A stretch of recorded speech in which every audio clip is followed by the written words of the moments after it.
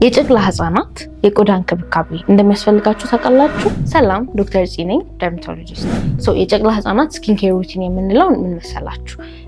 እንክብካቤ ማለት ነው። ቆዳ የሚጀምረው ደግሞ ገና ሲወለዱ ነው። እንደተወለዱ ማድረግ የሚገባን ድሮ ጊዜ ይታጠቡ ነበር። አሁን እሱ ቀርቶ መጠራረግ ነው። ከተጠራረጉ በኋላ በንጹህ ፎጣ ወይም ጨርቅ ይጠቀለላሉ። ተጠቅልለው ወደ እናታቸው ተሰጥቷቸው ይጠባሉ። ይሄኛው የመጀመሪያው ስቴፕ ሲሆን ቤት ከገቡ በኋላ የመጀመሪያ ማወቅ ያለብን መታጠብ ነው። መቼ መታጠብ አለባቸው የሚለው ነው። ወዲያው መታጠቡ አይመከርም። ለምን? የህፃናት ቫይታል ሳይን የሚባለው ያተነፋፈስ ሁኔታቸው፣ ሙቀት መጠኑ ተመሳሳይ መሆን አለበት። ያ የተለያየ አንዴ የሚጨምር የሚቀንስ ከሆነ በምናጥባቸው ጊዜ በጣም ከፍተኛ ጉዳት ሊያመጣ ይችላል። ተባብሶ ደግሞ የጭንቅላት ደም መፍሰስም ሊያመጣ ይችላል። ስለዚህ አሁን ጥናቶች የሚያሳዩት 72 ሰዓታት መቆየት ነው። 72 ሰዓታት ቆይተው ህፃናት በሚታጠቡበት ጊዜ በተለይ ደግሞ እንደኛ ሀገር ላለ ያላደጉ ሀገራት ሲሆን የተሻለ የጨቅላ ህፃናት ሞት መቀነስ ተችሏል። ቤት ኬዝ በኋላ ደግሞ ከ72 ሰዓት ከአንድ ቀን ከአንድ ሳምንት በኋላ ማጠብ መጀመር እንችላለን። አንዳንዴ ደግሞ ጨቅላ ህፃናት በጣም ከእድሜያቸው በታች ከተወለዱ ኢቭን ቆይቶ ረዘም ላለ ጊዜ ሐኪሞች ሊያዟቸው ይችላሉ። ማጠብ ስትጀምር በመጀመሪያ ደረጃ ቀዝቃዛ ውሃ አይመከርም። ወላጆች ይልመዱልኝ ልጆቼ በኋላ ያስቸግሩኛል ብለው በቀዝቃዛ ውሃ ያጥቧቸዋል። ግን እሱ ተገቢ አይደለም።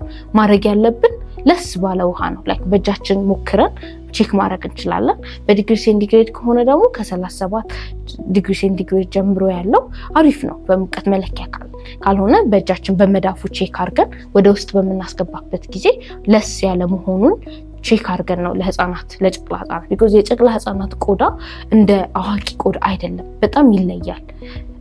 አይችልም፣ ቅዝቃዜ አይችልም፣ ኬሚካል አይችልም፣ ፊዚካል በርኖችን አይችልም። እና ስለዚህ ለነሱ የምናደርግለት መታጠብ በዛ ይጀምራል።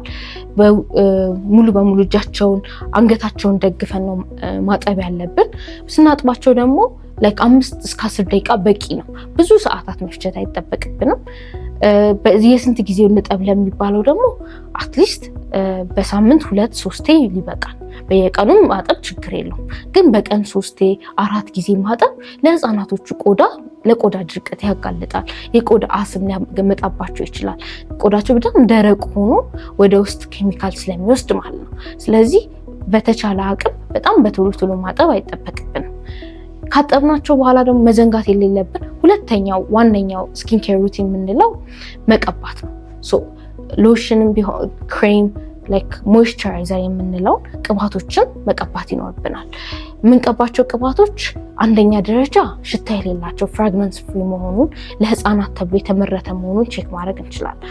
ቫዝሊን ጥሩ አማራጭ ነው የህፃናት ተብሎ የሚሰራው። በተለይ ሌሎችም ደግሞ አሪፍ አይነት የሚቀቡ ቅባቶች አሉ። እነሱን መጠቀም ይቻላል። ሌላኛው በሶስተኛ ደረጃ ዳይፐር ላይ ነው። ዳይፐር በየስንት ጊዜውን ቀየር፣ ምን አይነት ዳይፐር እንጠቀም የሚለው እንደ አንድ ሩቲን እናየዋለን። ዳይፐር ስናደርግላቸው ሱፐር አብዞርባንት ዳይፐር መሆኑን መጀመሪያ ቼክ ማድረግ አለብን ከመግዛታችን በፊት። ከዛ ዳይፐሩን በየ2-3 ሰዓት ነው መቀየር ያለብን። በተለይ ደግሞ ምግብ ከተመገቡ በኋላ ብዙ ሰዓት መቆየት የለበትም። ቀኑን ብሎ አንድ ዳይፐር ሽንት ሞልቶ ይዞ የሚቆይ ከሆነ ለዳይፐር ራሽ ለሚባለው ለቆዳ ሽፍታ ያጋልጣቸዋል። ስለዚህ እዚህ ላይ ጥንቃቄ ያስፈልጋል። የቆዳ ሽፍታው ቀላ ያለ ዳይፐር አካባቢ ላይ የመቅላት የመፈርፈር ነጭ አይነት የሚፈረፈር ካለው ደግሞ አጠገቡ ላይ ደግሞ የሚሄዱት ትናንጥዬ ሽፍታዎች ከሽፍታው ያለፈ የዘለለ ከሆነ ይህ ፈንገስም ሊሆን ይችላል። ስለዚህ በሐኪም መታየት አለበት ቶሎ በአንድ ሳምንት ማይጠፋ ከሆነ። ዳይፐር አካባቢ ደግሞ ሁሌ መርሳት የሌለብን በየቀየርንላቸው ሰዓት ቅባት መቀባት ነው። ለዚህ ዳይፐር ደርማታይተስ እንዳያጋልጥ ማለት ነው። በአራተኛ ደረጃ የፀሐይ ብርሃን ለህፃናት በጣም አስፈላጊ ነው። ቫይታሚን ዲ የሚያገኙት በዛ ነው። ስለዚህ ህፃናትን ማሞቅ ያስፈልጋል። ጠዋት ላይ ምንም ልብስ ሳናለብሳቸው በመስኮት ያልተደገፈ ሙሉ ሰውነታቸውን እንዳለ ኤክስፖዝ አድርገን ነው ፀሐይ የምናሞቃቸው። ዳይፐር ማድረግ ይቻላል። ቅባት ግን መጀመሪያ መቀባት አያስፈልግም። በመስኮት በኩል ያገኙታል የሚባለው ደግሞ አያገኙትም። ሙሉ በሙሉ ዳይሬክት ነው ፀሐይ ብርሃን ማግኘት ያለበት። ይህ ለህፃናት ለእድገታቸው ቶሎ ለመራመድም ያከለክላቸዋል። ስለዚህ ለህፃናት ኢቭን ከ6 ወር በታች ላሉት ደግሞ ስትሪክትሊ ፀሐይ ማሞቅ አለብን። ፀሐይ ለህፃናት ስለሚጠቅም ማለት ነው። ማናሞቃቸው ከሆነ ቫይታሚን ዲ ሰፕሊመንት ግዴታ ያስፈልጋል። ሌላኛውና በመጨረሻ በአምስተኛ መናገር የምፈልገው ልብስ ነው። ህፃናቶችን በተለይ በብርድ ሰዓት በሚሆንበት ጊዜ ማታ ላይ በጣም ብዙ ልብሶች ህፃናት ይደራረቡና የላብ ማመንጫቸው ተደፍኖ ሽፍታ ያመጣባቸዋል። ይህ ሽፍታ ምንለው ሚላሪያ ይባላል፣ ወይንም ሂት ራሽ የሚባል አይነት ሽፍታ ይመጣል። ስለዚህ ህፃናት ከእነሱ ላይ አይደለም ማሞቅ ያለብን በቅዝቃዜ ወቅት፣ ወይንም ልብስ አይደለም መደራረብ ያለብን፣ ክፍሉ ነው መሞቅ ያለበት። የክፍሉን ሙቀት ማስተካከል ነው የሚያስፈልገው እንጂ በህፃናት ላይ ብዙ ልብስ መደራረብ፣ ሙቀት ሰዓት ላይ ብዙ ልብስ መደራረብ ሰዎች ከብርድ ይከላከላል በሚል እንደዚህ አያስፈልግም። ኢቭን እሱ ሌላ በሽታ ሚላሪያ የሚባለውን ሊያመጣባቸው ስለሚችል ማለት ነው። እነዚህን ስኪንኬሮችን በመጠቀም የልጆቻችን የጨቅላ ህፃናቶችን ቆዳ በመንከባከብ ያስፈልጋል።